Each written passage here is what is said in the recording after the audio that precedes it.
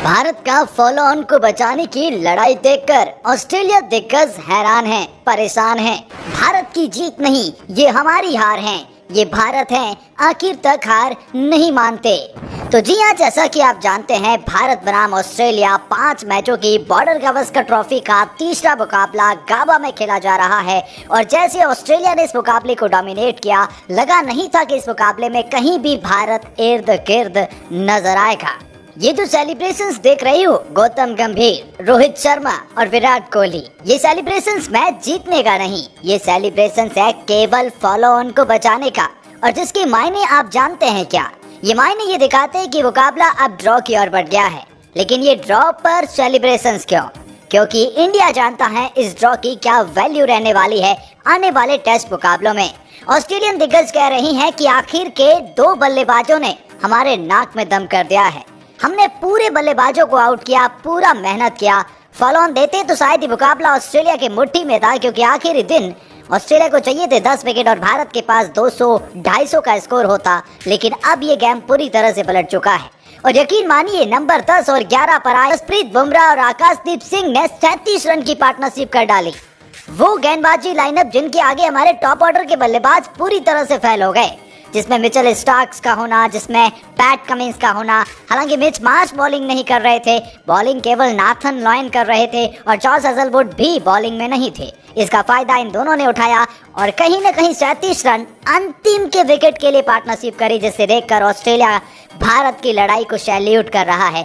आइए बताते हैं भारतीय दिग्गज, ऑस्ट्रेलियन दिग्गज कैसे विराट, रोहित की बल्लेबाजी को लेकर बात कर रहे हैं, तो भारत का इस लड़ाई को लेकर, जज्बे को लेकर भी कुछ बात कर रही हैं। आइए आपको बताते हैं इसे खास रिपोर्ट में। लेकिन आगे बढ़ने से पहले आप क्या सोचते हैं, भारत ने ये मैच ड्रॉ किया है या ये मैच को बचाया है? कमेंट सेक्शन में अपनी राय जरूर बताएं। चलिए जानते हैं ऑस्ट्रेलियन दिग्गज क्या कह रहे हैं। सबसे पहले बता दें कि एलन बॉर्डर, जिनके नाम पर बॉर्डर गावस्कर ट्रॉफी भी रखी गई है, उन्होंने विराट कोहली पर बड़ा बयान दिया और बोले कि मुझे नहीं पता कि उनके मानसिक रूप से क्या हो रहा है, जहां फैफ फोर का हर खिलाड़ी शतक लगाने पर मजबूर हो रहा है, लेकिन विराट कोहली ने केवल पहले मुकाबले में शतक लगाया और उसके बाद कोई भी पारी उनके बल्ले से नहीं आई। बॉर्डर ने फॉक्स क्रिकेट के हवाले से कहा कि विराट कोहली का आउट होना आमतौर पर ऐसी गेंद है जिसे अपनी सर्वश्रेष्ठ फॉर्म में होने पर वो छोड़ देते हैं। मुझे यकीन नहीं है कि विराट के साथ मानसिक रूप से क्या हो रहा है। क्या वह बस अपनी धार खो चुके हैं? बॉर्डर गावस्कर ट्रॉफी का नाम भारत के दिग्गज इन दोनों के रूप में रखा गया। इंग्लैंड के पूर्व कप्तान माइकल वॉन ने भी कहा कि विराट कोहली ने पर्याप्त गेंद नहीं छोड़ने की कीमत चुकाई है। उन्होंने कहा कि वह एक ऐसे खिलाड़ी है जो मैदान पर उतरते हैं और लगभग बहुत जल्द ही शीर्ष पर पहुंचने की कोशिश करते हैं। जब वो अपना सर्वश्रेष्ठ खेलता है, खासकर ऑस्ट्रेलिया और इंग्लैंड में जब गेंद थोड़ी अधिक मूव करती है, तो वह बस गेंद को छोड़ देते हैं। इस सीरीज में उनके अधिकांश आउट होने में ऐसी गेंदें थी जिन्हें वे छोड़ सकते थे और मुझे लगता है कि वो इस सीरीज में बहुत अच्छी गेंद पर आउट हुए हैं। पर टेस्ट के शतक को छोड़ दे तो विराट ने निराश किया है और अब ये औने पौने खिलाड़ी विराट पर सवाल उठा रहे हैं। हालांकि एलन बॉर्डर का ये भी मानना है कि जिस तरह की लड़ाई भारतीय बल्लेबाजों ने लड़ी है, ये वाकई में दिखाता है कि भारत कैसे अपने आप में एक मिसाल कायम कर सकता है। ये दिखाता है कि भारत अब सीरीज में बाउंस बैक करने के लिए तैयार है। ये भारत ने अंतिम जोड़ी के रूप में, जहां हम सोच भी नहीं सकते कि 37 रन की पार्टनरशिप जो जडेजा नहीं कर पाए और जो बाकी खिलाड़ी नहीं कर पाए, इन दोनों ने आकर ये कर दिया। ये भारत का सेलिब्रेशन ये दिखाता है कि आने वाले मुकाबलों में सीरीज के क्या मायने होंगे, एलन बॉर्डर ने माना है।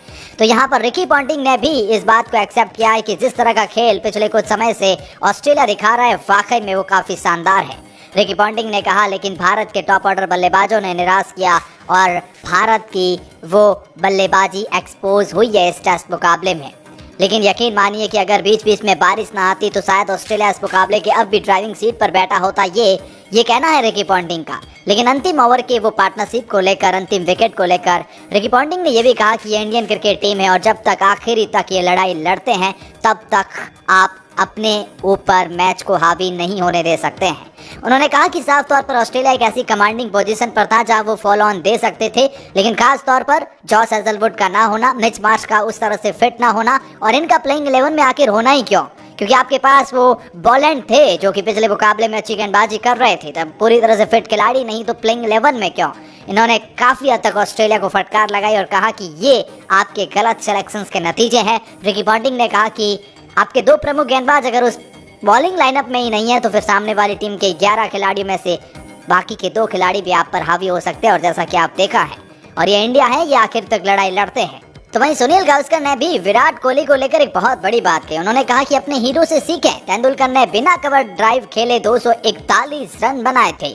ये सुनील गावस्कर का कहना है। उन्होंने कहा कि विराट कोहली को सचिन तेंदुलकर से सीखने की जरूरत है। सिडनी में उन्होंने पारी खेली जिसमें सचिन ने 436 बॉल खेलकर 241 रन बनाए थे, जिसमें 33 चौके शामिल थे। कोहली भी उस दौर से गुजर रही हैं और जैसे जैसे तेंदुलकर 2003 में लगातार कॉट बिहाइंड आउट हो रहे थे।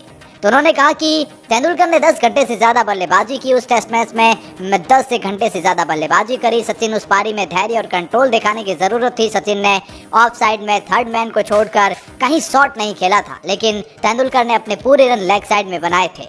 कहा कि ऐसा कुछ करने की जरूरत है, सीखने की जरूरत है।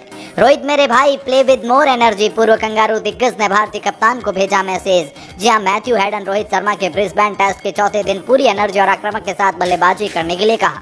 ऑस्ट्रेलिया को पहली पारी में 445 रन का चुनौतीपूर्ण स्कोर बनाने देने के बाद भारत की बल्लेबाजी लाइनअप ताश के पत्तों की तरह ढेर होती हुई नजर आई और खासतौर पर रोहित शर्मा की बॉडी लैंग्वेज काफी डाउन दिखाई दे रही है, जिसको लेकर ऑस्ट्रेलियन दिग्गज भी उनके ऊपर दबाव बनाने में कामयाब हो रहे हैं।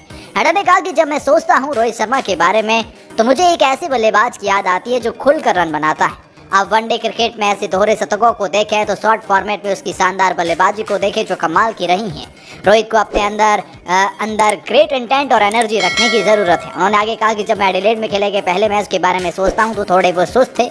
मैं उनके साथी के तौर पर उनसे कहूंगा कि वास्तव में आपने यहाँ गेंद को डिफेंड करते हुए नहीं देखना चाहता। मैं चाहूंगा कि वह गेंद के प्रति वास्तव में क्रूर दिखे और आक्रामकता दिखाए, जो उनका नेचुरल खेल है। लड़ाई के लिए तैयार रहें। एनर्जी और इंटेंट की वजह से उनका खेल और निखर जाएगा, उन्हें बहुत आगे ले जाएगा। रोहित, मैं चाहता हूं कि तुम जो करो मेरे भाई वो एक एनर्जी और इंटेंट के साथ खेलना, ये मैं रोहित शर्मा से कहूंगा। ये कहना है मैथ्यू हेडन का। चेतेश्वर पुजारा ने रोहित शर्मा के खराब फॉर्म का मुख्य कारण ढूंढा और चेतेश्वर पुजारा ने कहा कि आखिर क्यों रोहित शर्मा इतने अच्छे में नहीं खेल पा रहे। उन्होंने कहा कि एक ऐसी लेंथ है जिस पर आप ड्राइव मार सके। हमने देखा कि फुल लेंथ बॉल को भी ड्राइव करना मुश्किल होता है। उसने उस बॉल को पंच करने की कोशिश की, उसे उस बॉल को डिफेंड करना चाहिए था और उस बॉल को अपने पास आने देना चाहिए था, बजाय इसके कि उस बॉल को हिट करने जाए। और मुझे लगता है कि ये मुश्किल हिस्सा यह है कि वह रन नहीं बना पाया और यही पर दबाव है। वो पारी की शुरुआत करता रहा है, वो नंबर 6 पर बल्लेबाजी कर रहा है। ये टीम के लिए है, लेकिन मुझे अभी भी लगता है कि जब आप पारी की शुरुआत करने के इतने आदी हो जाते हैं तो आपको इंतजार करना पड़ता है। तो आप खुद को उस संदेह में डाल देते हैं कि मेरा मतलब है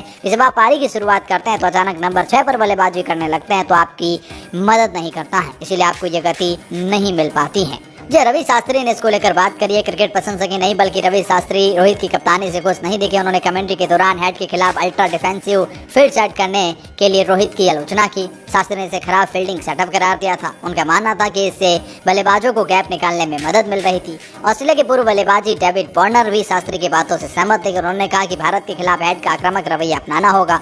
गावस्कर मांगड़ भी इससे खुश नहीं दिखे। जहां उन्होंने कहा कि रोहित का प्लान इस मैच में अब तक सफल नहीं हुआ है, क्योंकि ऑस्ट्रेलियाई बल्लेबाजों ने बड़ी पारी खेलकर टीम को विशाल सोल की ओर अग्रसर कर दिया है और जो कि काफी हद तक ऑस्ट्रेलिया को ड्राइविंग सीट पर बिठाएगा, लेकिन बाद में आकर ये मुकाबला इस करवट पर जाएगा। ड्रेसिंग रूम के खिलाड़ी खुश नहीं, कमेंट्री बॉक्स में दिग्गज नाराज, क्योंकि जी हाँ, अगर आप देखेंगे तीसरे दिन तो फिर रोहित शर्मा और उनके ड्रेसिंग रूम में बहुत ज्यादा सन्नाटा था और कमेंट्री बॉक्स में बैठे पुजारा हरभजन ने इससे इंडिया की बॉडी लैंग्वेज पर सवाल उठाए। हरभजन सिंह ने कहा कि अभी मैच में हाथ से निकला नहीं है, लेकिन खिलाड़ियों की बॉडी लैंग्वेज नेगेटिव नजर आ रही है। मैदान पर सन्नाटा सा फंस रहा है, कोई बातचीत नहीं हो रही है, खिलाड़ी एक दूसरे का हौसला नहीं बढ़ा रहे हैं, बॉलर को फील्डर का साथ नहीं मिल रहा है। चेतेश्वर पुजारा ने कहा सिर्फ मैदान ही नहीं, ड्रेसिंग रूम में बैठे खिलाड़ियों की बॉडी लैंग्वेज भी नेगेटिव है। बार बार बदलाव से टीम में खिलाड़ी खुश नहीं है, इसीलिए बाहर बैठकर खिलाड़ी भी उत्साह में नजर नहीं आते, जैसा कि मैच के बाहर होना चाहिए। इन दोनों ने कहा कि बाउंड्री की स्ट्रेटेजी होनी चाहिए, जो नहीं है। कुल मिलाकर ऑस्ट्रेलिया के खिलाफ तीसरे दिन भारतीय टीम मैदान पर बैकफुट पर नजर आई, जिसको लेकर इन दिग्गजों ने सवाल खड़े किए थे। लेकिन फिर जैसे ही वो खिलाड़ी अच्छा परफॉर्मेंस करते हैं और कोच और कप्तान विराट का ये सेलिब्रेशन आता है तो कहते हैं कि डगआउट का सेलिब्रेशन ऐसे होना चाहिए। ये जीत नहीं तो पर भी सेलिब्रेशंस बहुत बड़ी हैं। वेल, इन सब के बीच में आपकी क्या राय?